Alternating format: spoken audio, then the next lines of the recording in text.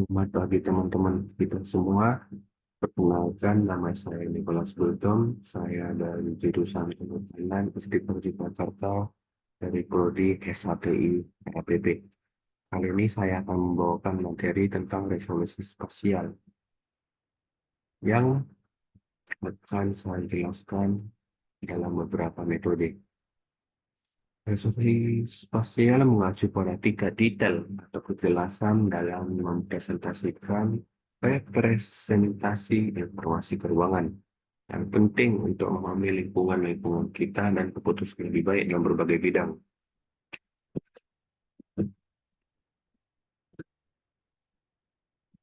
Kita masuk tentang seberapa penting sih resolusi spasial dalam kehidupan sehari-hari. Saya ada mendapatkan 3 poin. Yang pertama yaitu navigasi.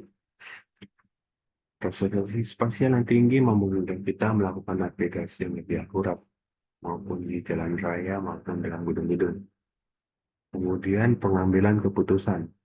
Informasi keuangan yang jelas membantu kita membuat keputusan yang lebih tepat, seperti memilih lokasi untuk bisnis atau rumah. Kemudian yang ketiga adalah pemantauan lingkungan.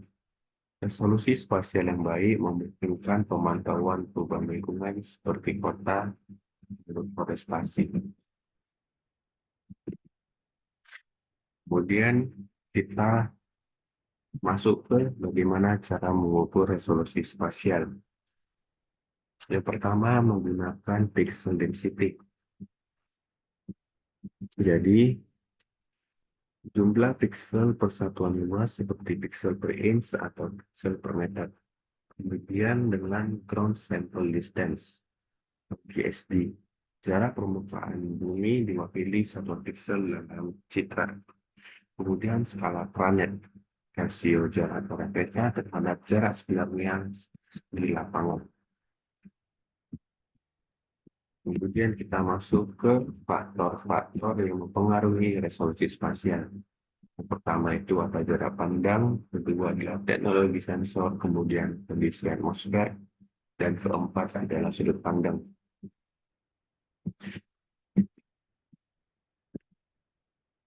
Nah, kita masuk ke implementasinya resolusi spasial yang berbagai bidang.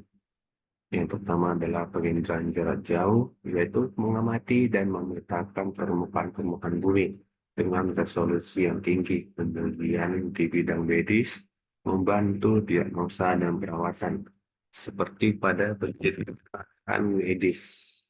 Kemudian yang ketiga adalah perencanaan kota, yang membantu menganalisis kepadatan penduduk, penggunaan lahan, dan transportasi.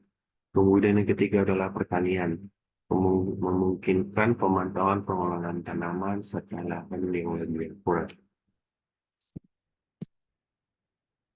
Apa saja sih masalah dan tantangan dalam meningkatkan resolusi spasial?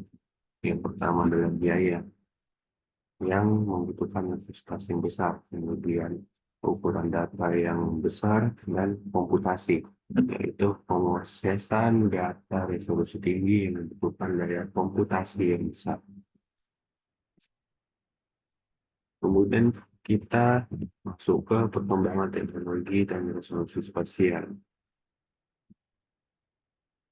Yang pertama yaitu kamera digital dari 1 megapiksel hingga 50 megapiksel. Kemudian dari kesetaraan medis dari 10 milimeter sampai 0,5 milimeter. Kemudian satelit penginderaan jarak jauh dari 80 hingga 0,3 meter. Dan 4 teknologi yaitu peningkatan resolusi spasial. Sehingga dalam bidang-bidang teknologi yang ada di Curie, itu yang ditanam adalah peningkatan resolusi spasialnya. Sehingga dalam berbagai bidang memiliki tingkat-tingkat spasial yang berbeda-beda. Nah, saya mendapatkan 3 kesimpulan dari materi ini. Yang pertama yaitu definisi. Resolusi spasial adalah bentuk detail atau kejelasan dalam representasi informasi peruangan. Kemudian tentang apa sih yang penting dari resolusi spasial ini. Resolusi spasial yang tinggi memungkinkan pengambilan keputusan lebih baik dalam berbagai bidang. Seperti yang sudah saya bilang tadi itu dalam bidang medis, pertanian, pemantauan jarak jauh, dan lain sebagainya. Kemudian adalah pengukuran. Resolusi spasial dapat diukur menggunakan parameter seperti pixel density, GSD, dan style peta.